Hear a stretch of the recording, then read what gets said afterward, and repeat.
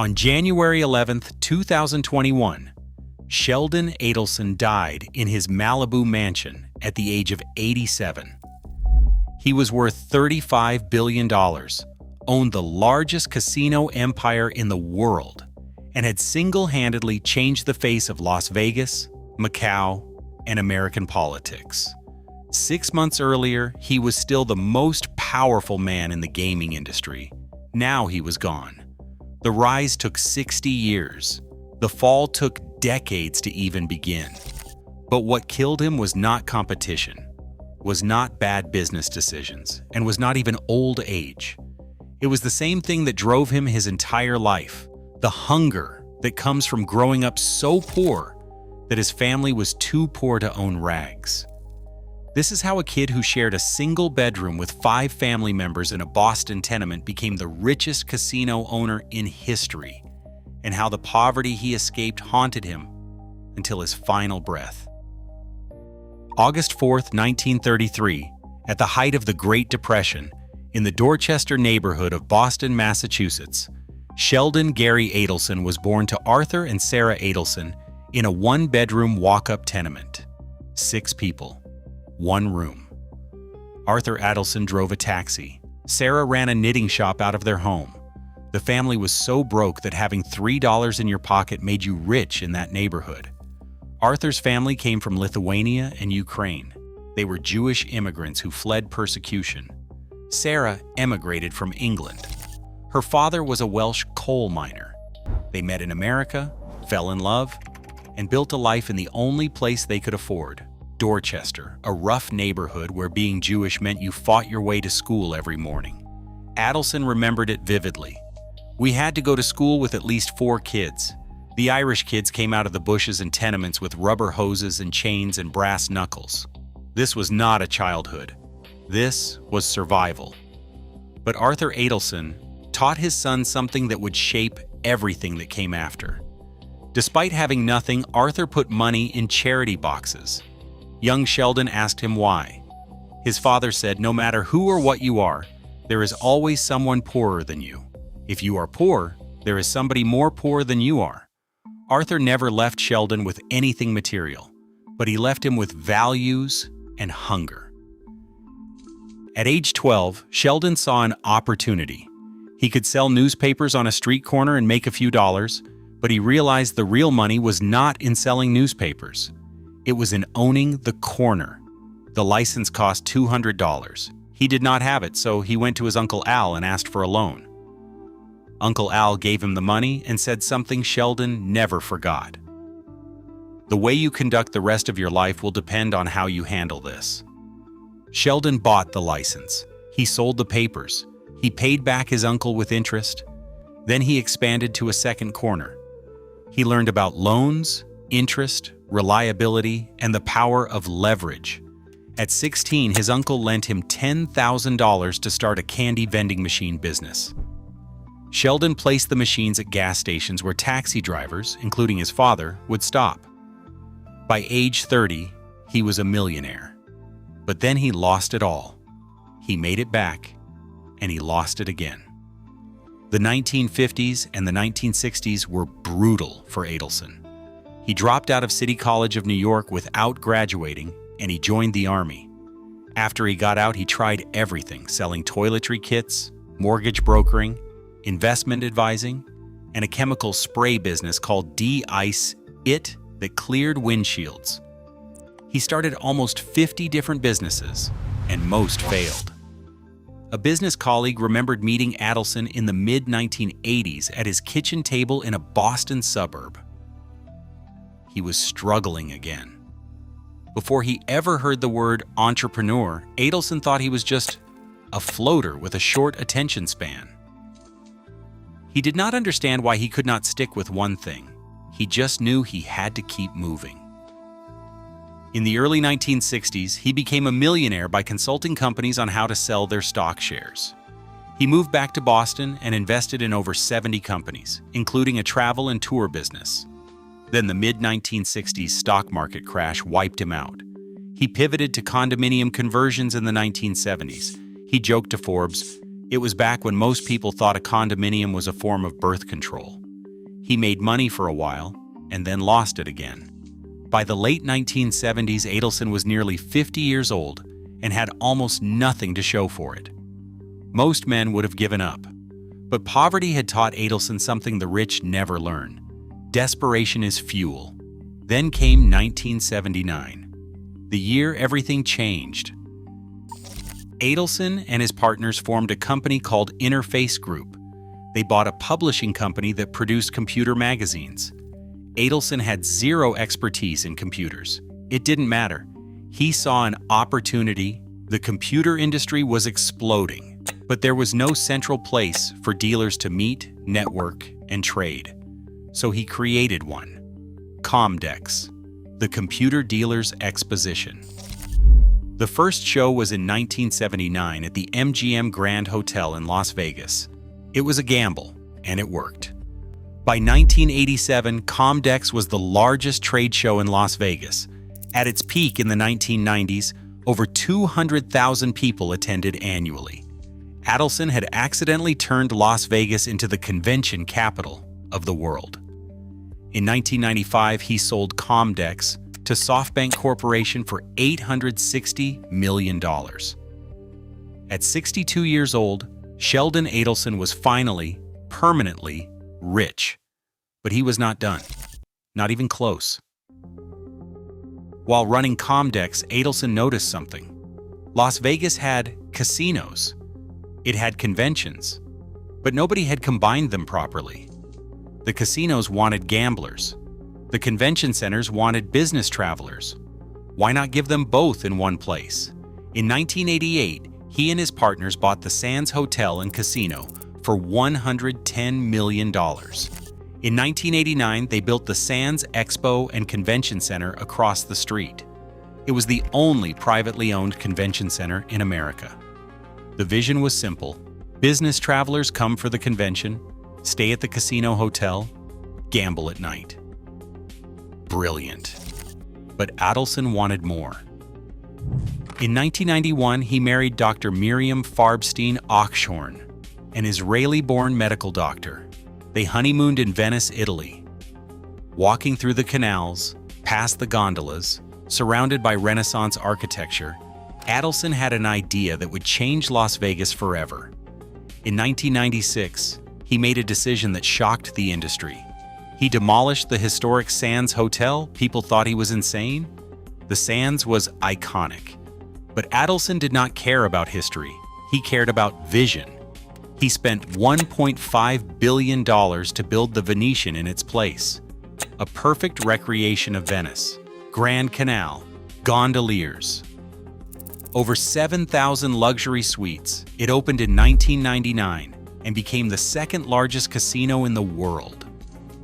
The Las Vegas establishment had mocked him. They said combining conventions with casinos would not work. They were wrong. The Venetian became the second most profitable hotel in Las Vegas. Adelson had proven that business travelers wanted luxury. They wanted entertainment, and they would gamble billions while they were there. But Las Vegas was just the beginning. In December 2004, Las Vegas Sands went public. The IPO was a phenomenon. For 2 years straight, Adelson's net worth grew by $1 million per hour. Every hour, for 730 days. By 2007, he was worth $26.5 billion. He became the third richest person in America.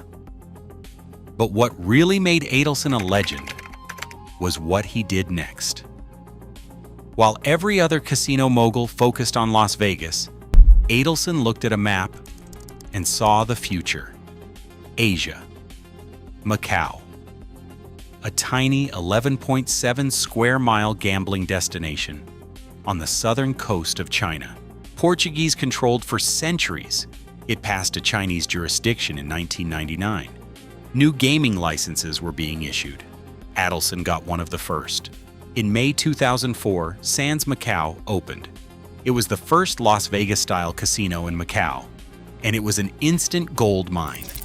Adelson earned back his entire investment in less than 1 year.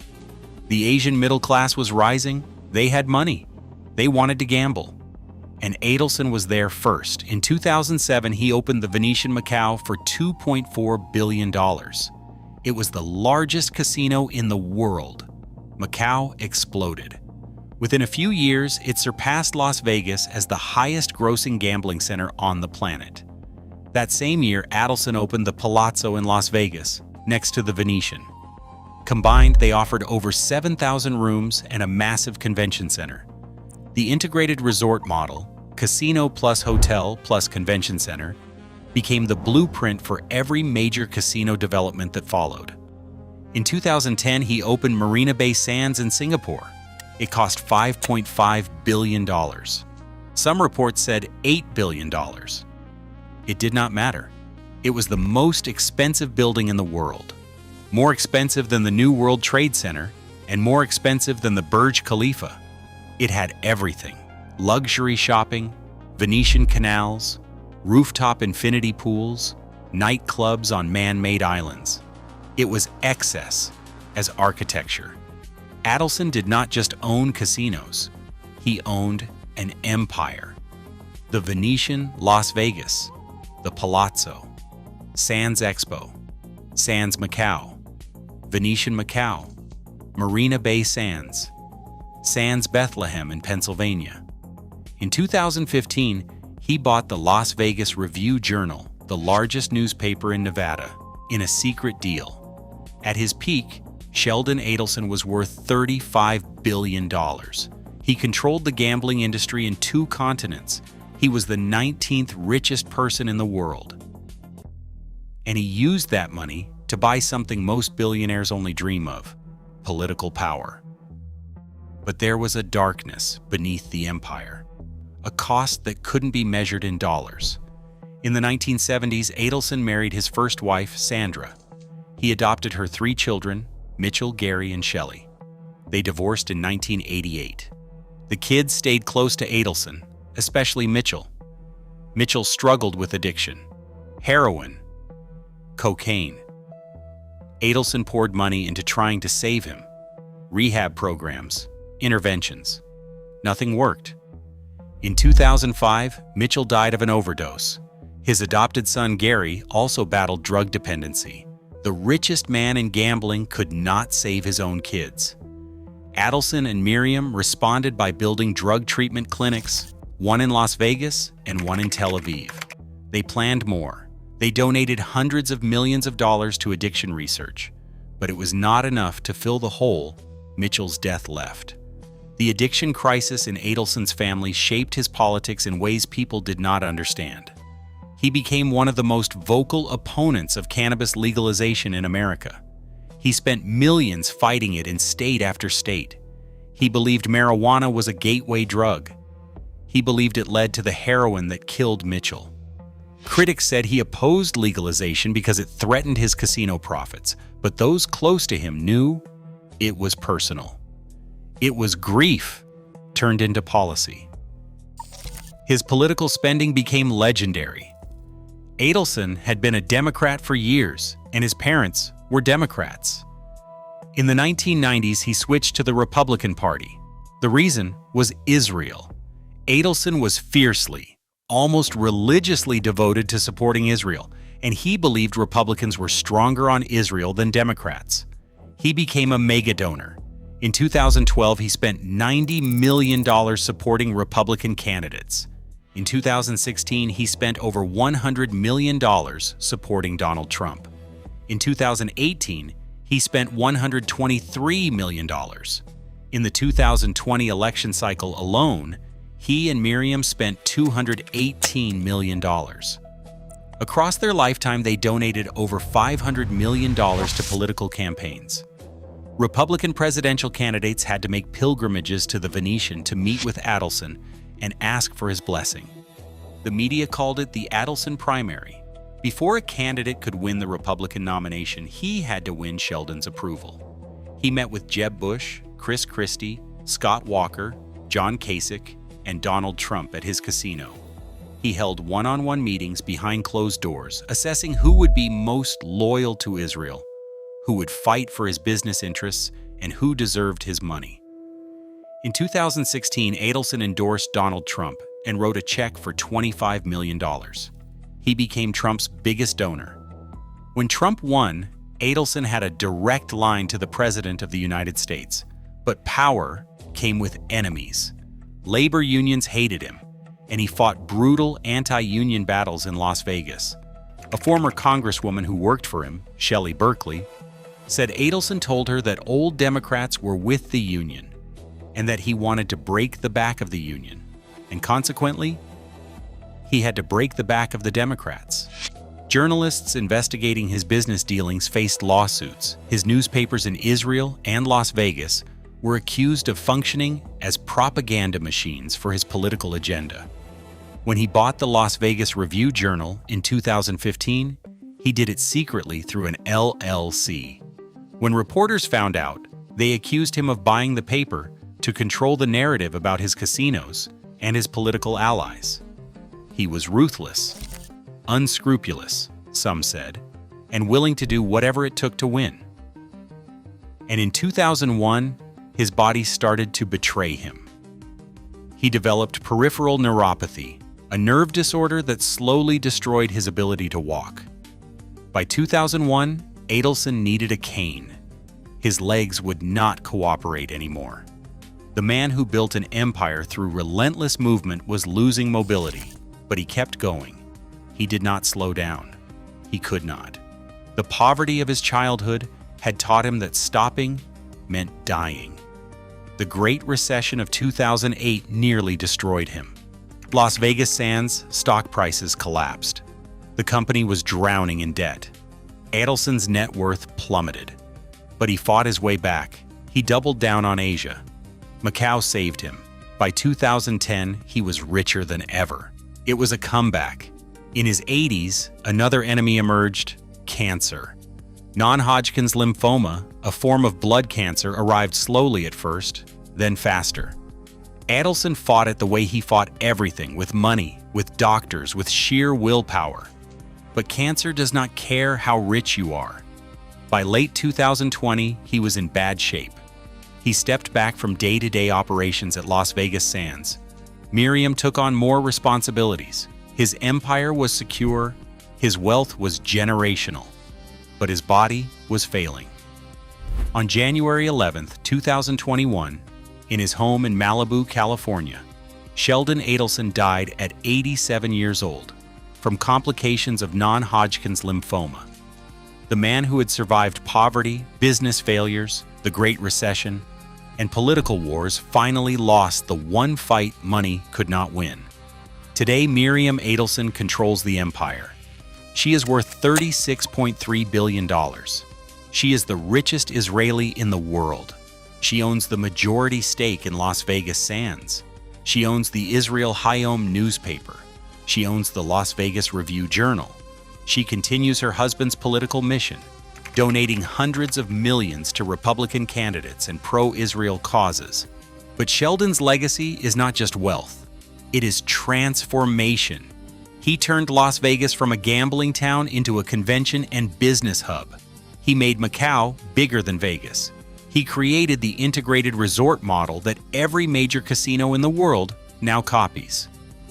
He proved that the future of gambling was not just cards and slot machines. It was luxury, conventions, entertainment, shopping, experiences.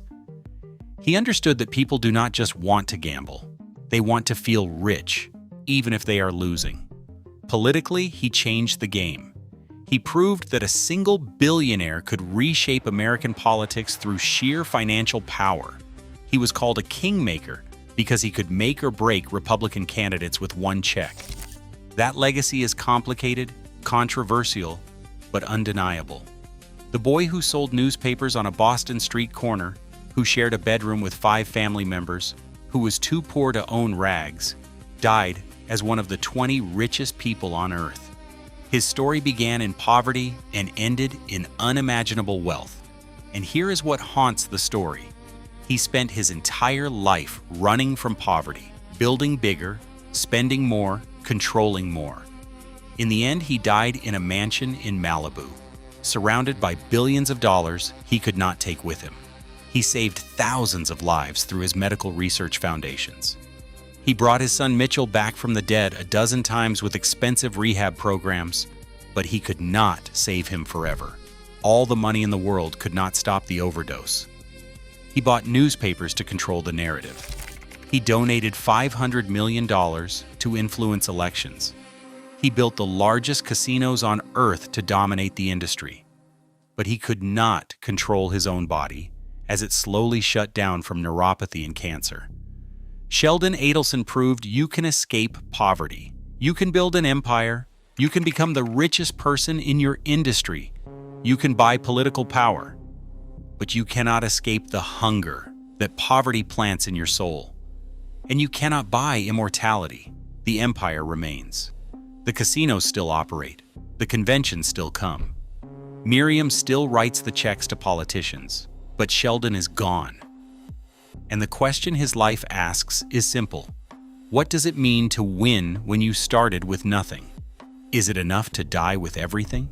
Sheldon Adelson would probably say yes. He lived the ultimate American dream. Rags to riches. Tenement to empire.